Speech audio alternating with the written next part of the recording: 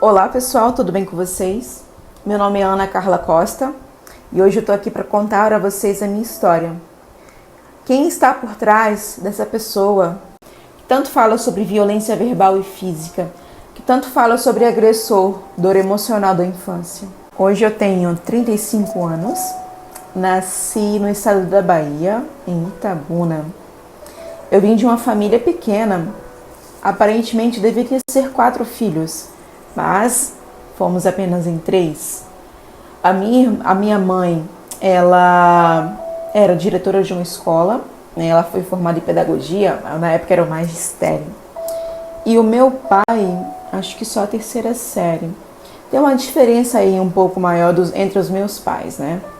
Mas os meus pais, eles, né, por serem pais de primeira viagem, tiveram muitos problemas, né? Essa diferença de escolaridade naquela época fazia muito sentido. Hoje também faz, mas com menos preconceito, mas naquela época fazia muito sentido. Então, uma moça de magistério, né, hoje é um mestrado, uma faculdade, se envolvendo com uma pessoa que não tem escolaridade, que é muito mais nova.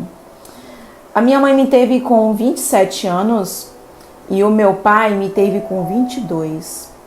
Então, com 22 anos naquela época, um homem descobre que vai ser pai. Então, foi um susto muito grande para eles. Naquela época também, tinha assim aquela história de ter filhos homens, né? Ter filhos homens era nossa, né?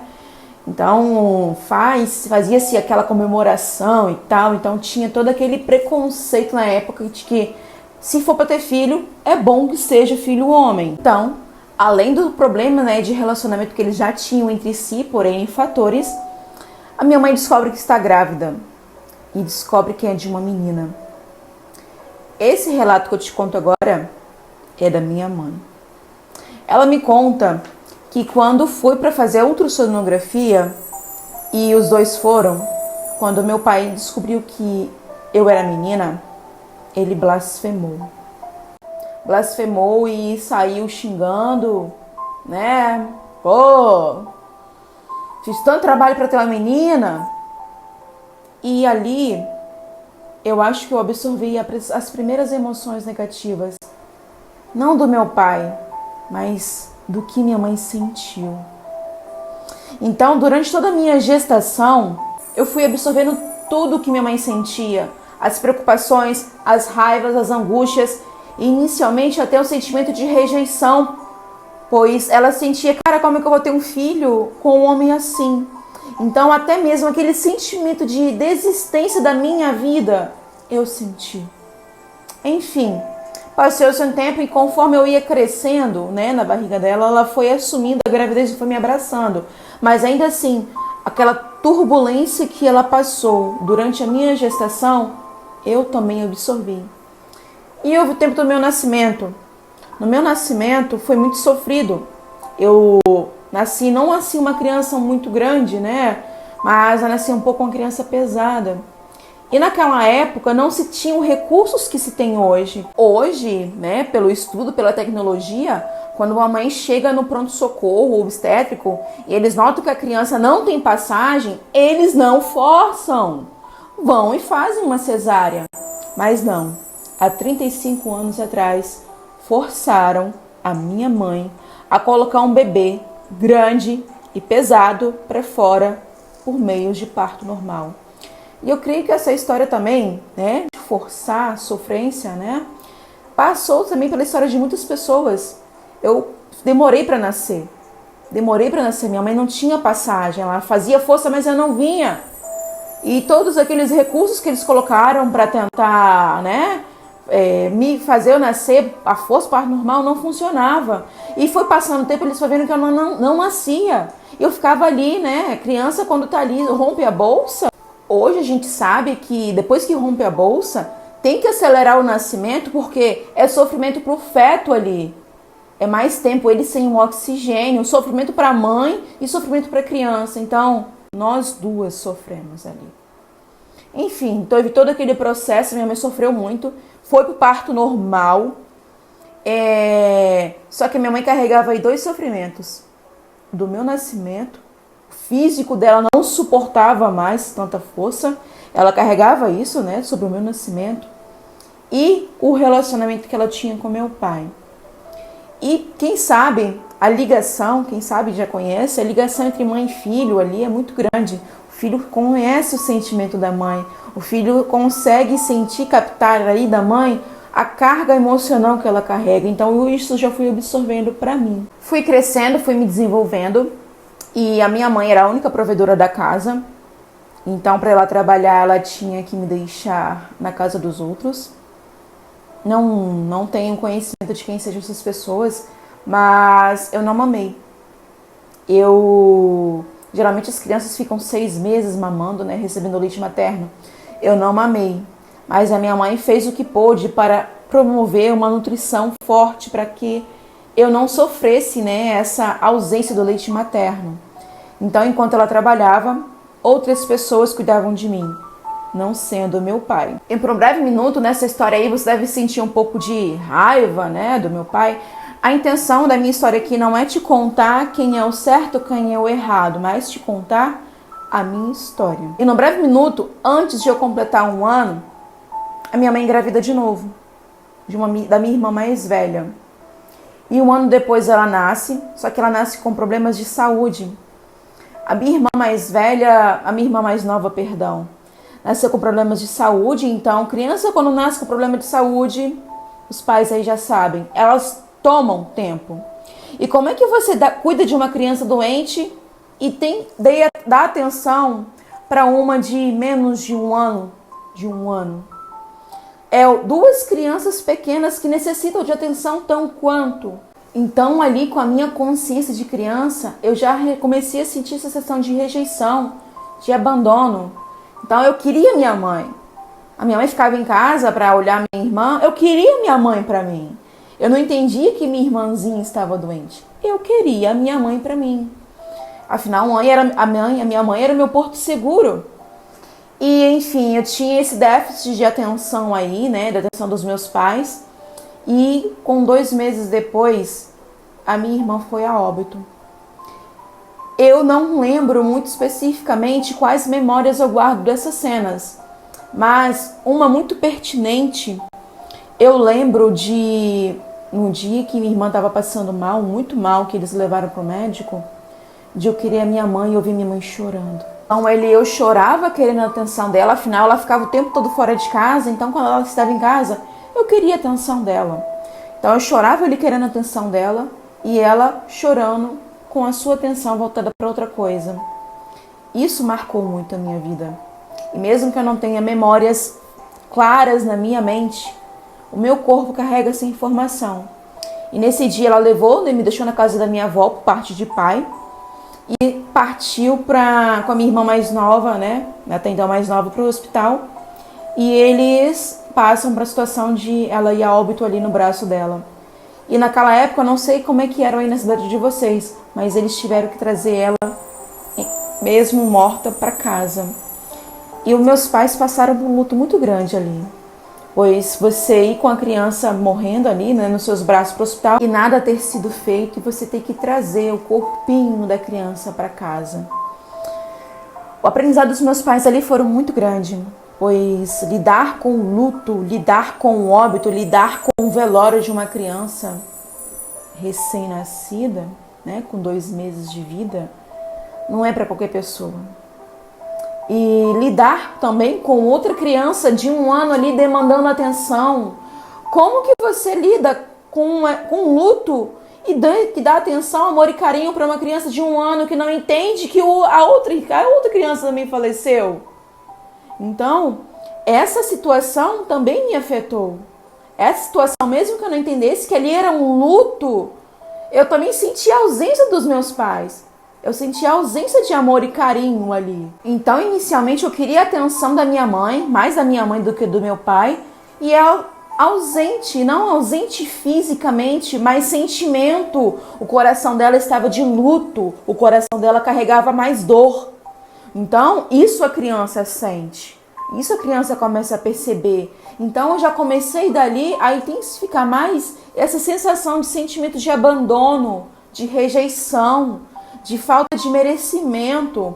Então, desde cedo eu já fui treinada a ser a melhor, a ficar quietinha, a não dar trabalho, porque os meus pais poderiam me rejeitar cada vez mais. Então, eu tinha que ser a melhor ali. Então, eu já fui condicionada ali. Então, mal se resolveu esse processo de luto, quase 3 anos depois, nasce a minha outra irmã, a do meio. E mais uma vez, eu perdi o trono. Perdi o foco da atenção, pois, afinal, tinha mais uma criança ali. Então, observe aí que o tempo todo esse instinto de maturidade, de controle o seu choro, que ele agora não é importante, foi instigado lá atrás. Controle as suas pirraças, porque agora não é importante. Eu fui ensinada lá atrás. Então, eu fui ensinada de que chorar é errado, expressar o sentimento é errado, eu tinha que engolir. E aí a minha irmã mais nova nasceu, só que aí a gente já estava em uma outra cidade, em outro estado na qual eu moro hoje, e foi aonde intensificou mais o meu sofrimento. Por quê? Antes, eu não tinha minha mãe presente ali comigo, mas eu tinha o que comer. Dessa vez, eu não tinha minha mãe, meu pai já continuava ausente e eu não tinha o que comer. Caramba, passar por fome é uma coisa muito delicada e quem passou sabe o que é sofrer com isso. Você depender de outras pessoas para te dar o que comer. E dessa vez a minha mãe não tinha muitas condições de trabalhar, pois ela estava recém-parida, né? A minha irmã era recém-nascida. Minha mãe foi segurando até onde pôde e quando ela viu que estavam com um pouco mais de condição de trabalhar, ela ainda mal se recuperando da cesárea, dessa vez foi cesárea, ela foi trabalhar. E a gente ia ainda, né? Eu tinha com os meus 3 anos de idade, eu cuidava da minha irmã conforme podia, pois afinal as pessoas que minha mãe deixava, né, a cuidar da gente, não tinha muito que dar condição pra gente de cuidados ali, pois tinha o que fazer. Ela deixava a gente aos cuidados da nossa tia, mas a nossa tia também tinha as obrigações. A nossa tia também tinha, né, os meus primos para dar conta. Então, na medida do que possível, a gente, né, cuidava. Eu cuidava da minha irmã da forma que eu podia. Era uma mamadeira que tinha pronta, beleza. Dava mamadeira da forma que eu sabia.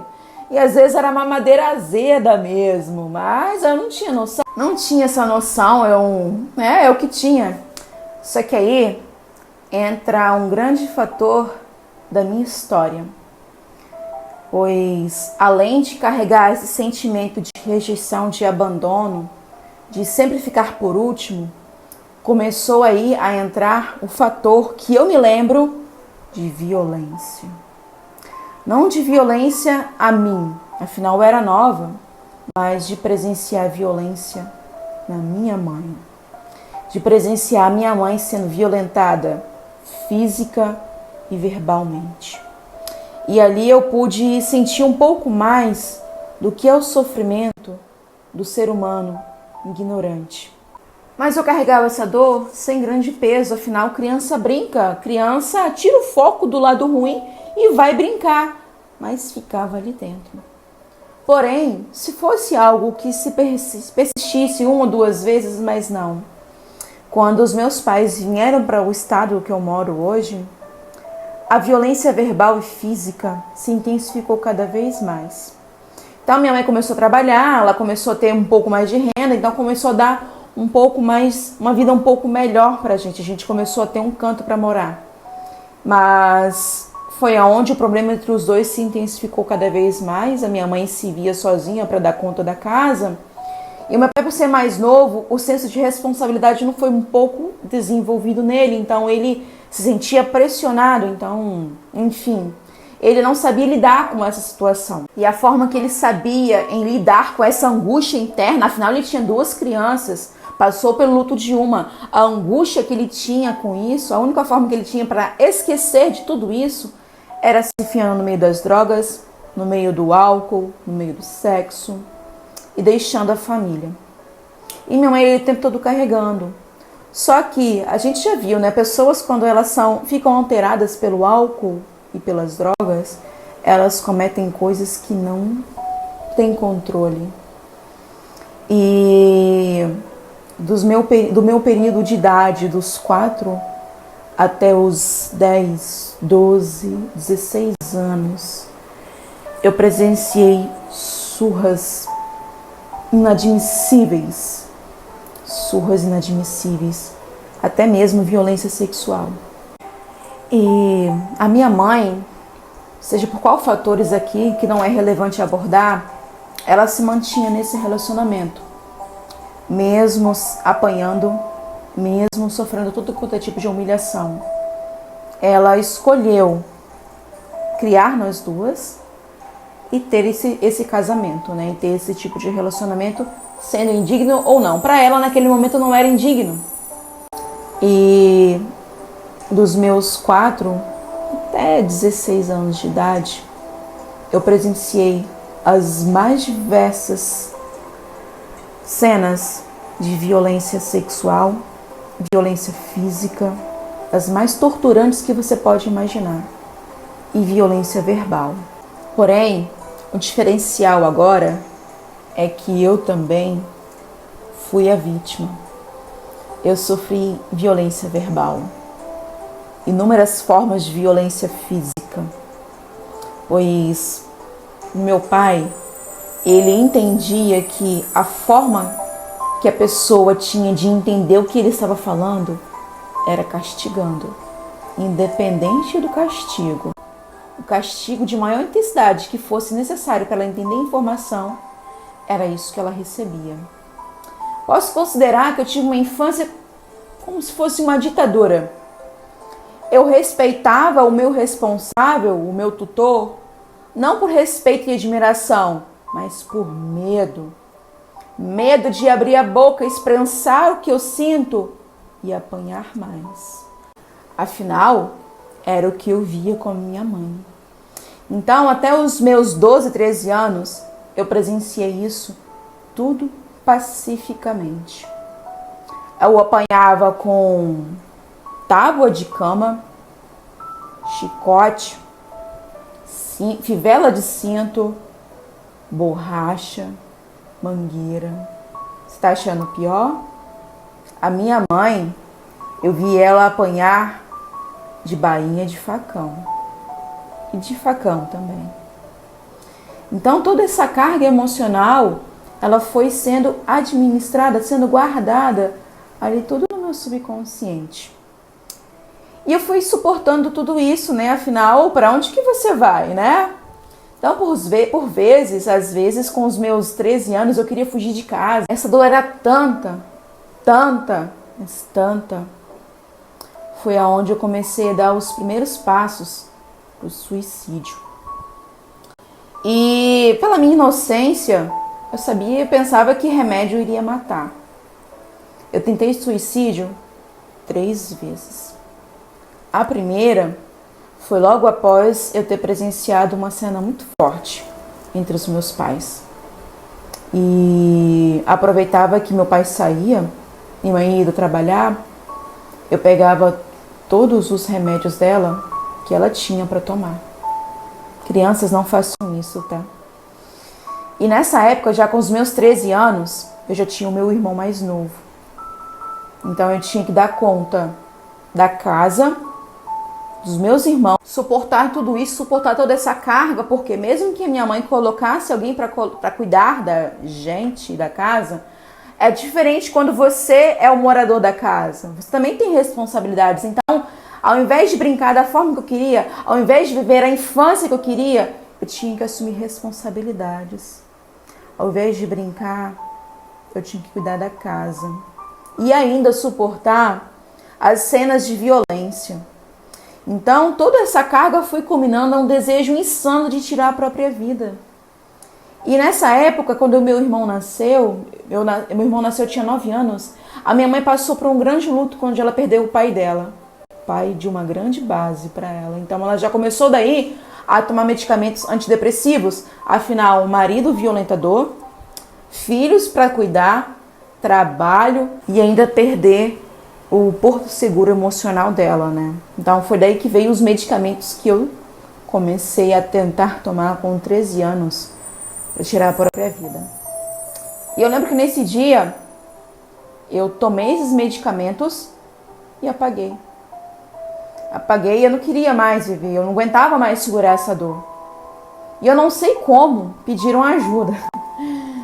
E me encontraram lá dopada. E lá vai eu fazer lavagem estomacal no hospital por conta de intoxicação medicamentosa. Essa era uma dor que eu carregava, que minha mãe não tinha condições de me dar atenção, afinal ela tinha as dores dela. Ela tinha que dar conta, ela tinha que guardar essas dores à base de medicamento, cuidar dos 3 filhos que até então tinha, botar o sustento. Então ninguém me observava. Ninguém observava que todos os resultados de todas as cenas de violência, de todas as situações caóticas que foram se passando, eu também fui observando e foi começando a dar resultados ruins. Ninguém observava. Então eu não tive uma atenção direcionada para mim naquele momento. Eu também precisava de ajuda a lidar com todas essas cenas caóticas. Mas mesmo tendo esse tipo de atitude, as violências não cessavam. E eu fui ganhando mais peso, o rosto brotando de espinhas, tive problemas de relacionamento na escola, fui mal compreendida e fui para a igreja onde eu me engajava nos trabalhos para tentar esquecer. Mas as violências não paravam. Mesmo que eu me engajasse ali, né, para tentar me desvincular de toda essa dor, o meu corpo, os meus olhos expressavam isso. Foi crescendo, 13, 14, e as violências não paravam. E com 14 anos, eu tentei de novo. Dessa vez, não tinha, já estava eu sozinha, meus irmãos, e eu peguei os medicamentos de novo.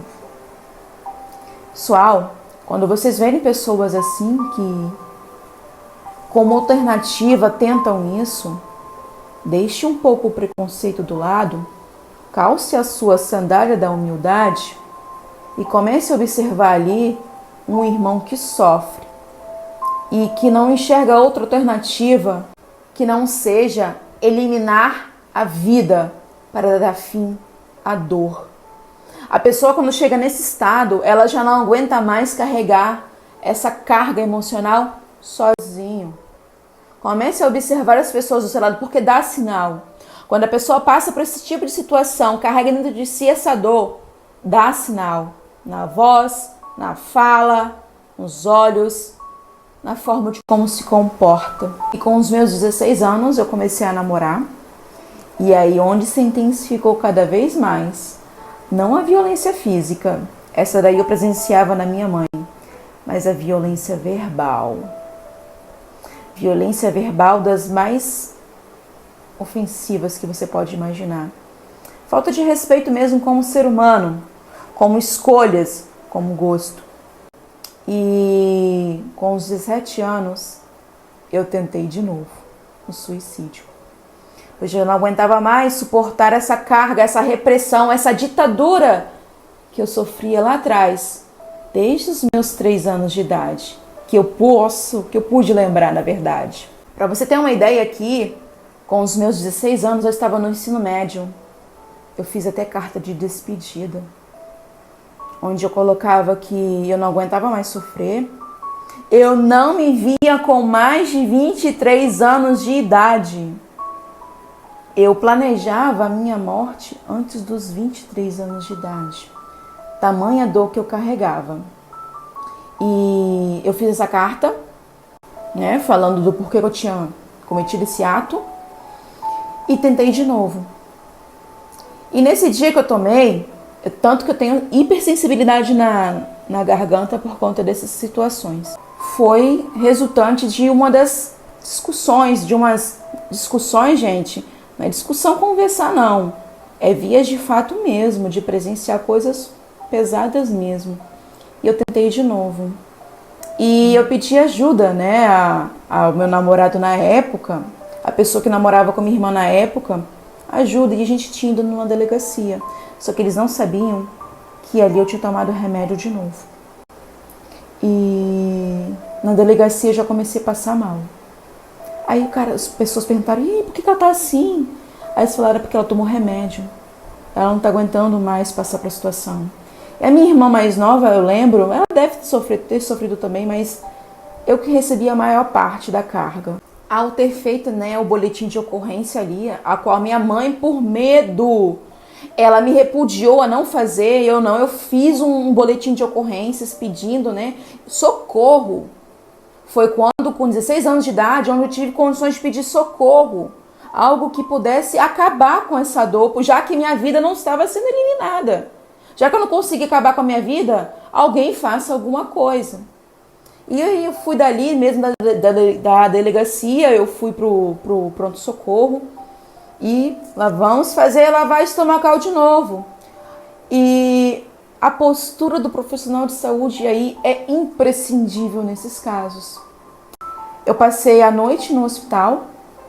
A minha mãe não lembra o que aconteceu, meu pai não veio atrás de mim. O diferencial do profissional de saúde ali naquela noite, eu me senti acolhida, abraçada. Essa profissional de saúde que esteve comigo, ela colou do meu lado e ficou comigo quase que a noite inteira. É como se ela tivesse entendido a dor que eu carregava. É pesado, gente. É como se ela tivesse entendido a dor que eu carregava. É como se ela tivesse me ouvido. É como se ela tivesse entendido meu pedido de socorro. E ao terminar... É pesado. Ao terminar a lavagem estomacal, no outro dia de manhã, ela volta eu para casa de novo. Afinal, ali era o lugar onde eu morava, né? E nas próximas discussões que teve de vias de fato, eu resolvi reagir. Nessa época em que eu resolvi reagir, já que eu não conseguia acabar com a minha vida, já que ninguém me ouvia, eu resolvi reagir. Nessa época eu já tinha 18 anos. Eu trabalhava num restaurante, inclusive.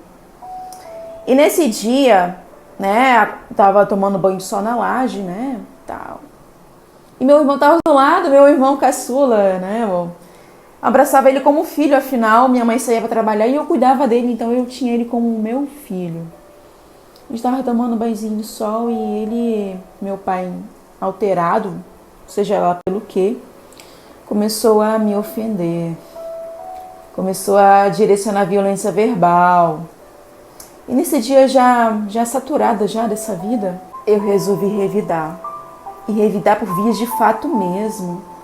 De reagir com todas as forças que eu tinha. E quando eu resolvi reagir, quando ele viu, ele se assustou. Ele simplesmente pegou a minha cabeça e arremessou no chão. Gente, nesse dia eu tinha que trabalhar. Como que se trabalha? Como que você chega no local de trabalho com um boné para esconder um baita de um galo na cabeça, com o olho quase ficando roxo e ninguém te pergunta, ninguém te olha, ninguém te ajuda? Todo mundo omisso. Ninguém se prontifica a falar, fulano, você quer ajuda? O que está acontecendo? Abrir a boca, ajudar. Pois quem passa por isso não percebe que precisa de ajuda. Não percebe que há outras alternativas. Não percebe que há outros meios de se libertar disso. Então eu tive que trabalhar ali, com aquele boné na cabeça, escondendo o galo, com o olho quase ficando roxo, afinal o galo estava, né, minando o sangue estava escorrendo para o olho. Passei ali trabalhando e ninguém perguntou nada. E fui suportando aquilo ali até onde cheguei, até onde dava. Fui suportando. E com os meus 20 anos de idade, já trabalhando e suportando tudo isso, eu conheci uma pessoa. Essa pessoa que eu conheci, praticamente eu acho que ela foi um bote salva-vidas. E eu, para me livrar da situação caótica que eu tinha em casa, pai opressor, violentador, eu agarrei essa pessoa com unhas e dentes. Sufoquei. Segurei até onde pôde.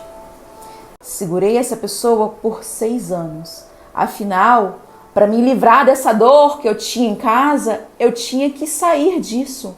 Então utilizei ele como um bote escapatório.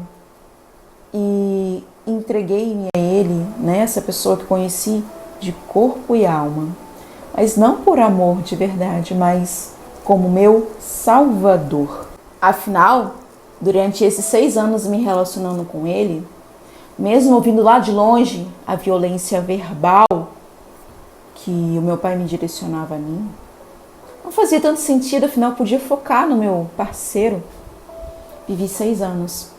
Só que, gente, pessoas assim que carregam esse tipo de trauma dentro de si, ela não consegue se sentir feliz e não consegue fazer o outro feliz. Ela sufoca.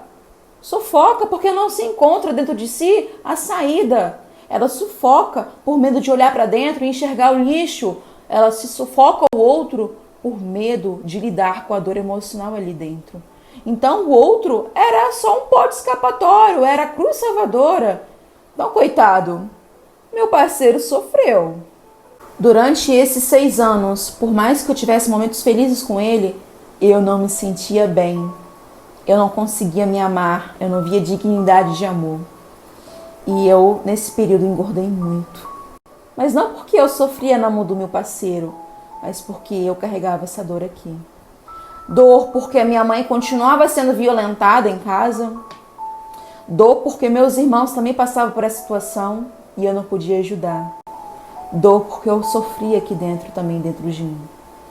Então perceba que a dor não passou, mesmo eu morando longe do meu pai. E dentro desse período de 6 anos, os meus pais resolveram se separar.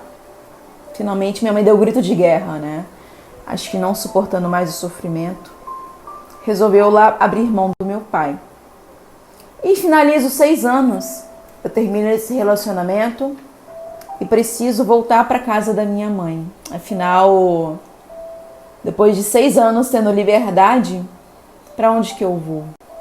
Eu não me enxergava com capacidade, não me enxergava merecedora, não tinha outros meios. Lá volta eu para casa da minha mãe, morar com ela. Então, a princípio, essa dor emocional lá da infância não estava tão latente. Afinal, eu tinha que lidar com o término de um relacionamento. Afinal, poxa, o meu salvador, cadê o meu salvador? E eu tinha que lidar com esse luto de fim de relacionamento. Fui fazer faculdade de fisioterapia, mas a princípio eu queria fazer psicologia. E por N fatores, fui fazer fisioterapia. Eu lembro que esse período de 4 anos e meio, quase 5, foi bem desafiador para mim. Pois com a ausência mesmo do meu pai, mas o comportamento, né, reprogramado entre os meus irmãos estava ali presente. As marcas daquilo que vivemos com o nosso pai estavam muito presentes em nossa memória. Situações em que não se conversava, não existia diálogo, situações em que expressar o que se sente era perigoso, situações entre falar mais forte e bater mais forte é o melhor, é o que mais se ouve, é o que mais tem resultado. Então a briga entre eu e meus irmãos era muito presente. Só que eu sempre fui uma pessoa muito diplomática, eu sempre gostei de resolver as coisas conversando, diferente dos meus irmãos. Então, as mesmas cenas com atores diferentes era presenciado, violência verbal e física. Mas não porque eles queriam fazer isso, mas porque eles foram ensinados de que isso é o certo. Até que eu me irritei, terminei a faculdade e fui morar sozinha. Mas essa dor era refletida em todos os meus relacionamentos, seja comigo mesma, seja com as outras pessoas, com as minhas escolhas, com a minha forma de viver. Então, no final de 2018, passando por uma catarse sinistra, eu entrei no mundo do autoconhecimento. Fui buscando por estudar, conhecer as coisas, né? Afinal, quem sou eu, de onde eu vim, para onde vou? Porque essas coisas me aconteceram e eu fui descobrindo que isso era o essencial. Era essencial passar por isso. para que eu pudesse me curar e ajudar milhões de outras pessoas também a curar suas vidas, também a transformar suas vidas. E quanto mais eu me curava, mais me desvinculava do passado, mais me desvinculava dessa dor. Até que eu cheguei ao ponto de me ver 100% livre, 100% desprendida da dor do meu agressor, a ponto de te contar isso com tranquilidade, como uma história que aconteceu na vida de uma garota que se comprometeu a chegar nesse mundo, a passar por todo esse tipo de sofrimento, sentir na pele, para poder chegar aqui nessa câmera e contar para as outras pessoas que tiveram a mesma história, tanto pior, e falar que sim, tem solução. Você pode curar a sua vida. Você pode se livrar dessa dor. E quando eu cheguei a esse nível de consciência de que eu posso sim mostrar às outras pessoas que elas também podem se ver livres disso, aí eu engranei nesse caminho. Comecei a criar meios de passar essa informação. Ei, você pode se liberar dessa dor. Ei, se você não se liberar dessa dor, você vai passar esse tipo de informação para o seu filho. Você vai continuar agredindo o seu filho, agredindo os animais. Você vai continuar passando esse comportamento agressivo para frente. Você pode se curar. E quando você cura você mesmo, você cura a sua geração. Você evita que esse mal passe para frente. Você evita que seus filhos tenham esse mesmo comportamento doentio. Foi daí que eu criei o Correspondências de um Guia. A princípio eu não tinha tanta clareza do que eu falo para você agora. Mas o que eu falo para você é totalmente baseado na minha história, ao que eu sou hoje. Fruto de toda uma busca de estudos, autoconhecimento, cursos para me capacitar, não para ajudar as outras pessoas, mas para ver que, caramba, sim, é possível, sim, você viver uma vida mais leve, lembrar dos históricos do passado sem sentir o peso, sem choro, sem dor, sem remorso, e olhar com leveza, podendo até rir. Caramba, que história, hein? Enfim, conforme fui olhando esses estudos, eu fui me curando, eu fui encontrando a saída, a toca do coelho. Então, essa minha história seja de exemplo para você ver que você pode sim ser uma pessoa diferente daquilo que te ensinaram. Você pode sim dar um novo sentido para a sua vida, para a sua história. É esta a missão que eu assumo no mundo. Através da minha história, mostrar que é possível agir diferente, escolher diferente daquilo que nos foi ensinado. É possível sim a gente levar cura ao mundo, nos curando, cortando padrões repetitivos, doentios. Então eu espero que a minha história seja um clarão de luz no seu fim de túnel. Você não precisa carregar essa dor sozinho. Você pode se juntar a gente. Você pode se abrir para esse meio e se libertar disso daí. Pois enquanto você não se libertar, você não vai ser livre de verdade. Você não vai viver de verdade. Pois viver de verdade, a gente vive aquilo que a gente escolhe. E enquanto a gente não escolhe, somos condicionados, estaremos replicando condicionamento aprendido lá atrás, baseados em agressões verbais e físicas. Você tem o poder de escolha.